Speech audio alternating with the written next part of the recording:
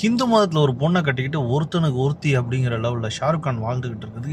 எனக்கு அது உச்சகட்ட ஆச்சரியமாக தெரியுது. அதே மாதிரி அஜய் தேவ்கன் ஒருத்தனுக்கு ஒருத்தி இஸ்லாமியன பெண்ணை கட்டிக்கிட்டு வாழ்ந்துக்கிட்டு இருக்க ஆச்சரியமாக தெரியுது.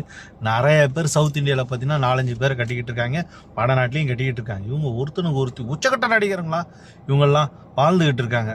அதை பார்க்கும்போது என்னன்னு கேட்டிங்கன்னா கடவுள் உச்சகட்ட நடிகர் எவ்வளவு பணம் இருந்தாலும் காதல் அன்பு அதை அவங்க மூலியமா நம்மளுக்கு பிரதிபலிக்கும் போது ஸ்ரீராமச்சந்திர மூர்த்தியை ஒரு ஹிந்து மதத்தில் இருக்கவங்க பார்க்குற மாதிரி தான் நாங்கள் ஷாருக் கானையும் பார்க்க முடியுது, அஜய் தேவ்கனையும் பார்க்க முடியுது. அப்படி இருக்க லெவலில் கேவலம் மனைவியோட கவிதையை திருடி எழுதிட்டு பொன்மாலை அவங்களோட டாக்டர் பொன்மாலையோட கவிதையை திருடி எழுதிட்டு இருக்க வைரமுத்து ஏன்டா ராமரை பற்றி தப்பாக பேசிக்கிட்டு இருக்க? எனக்கு சத்தியமாக புரியல.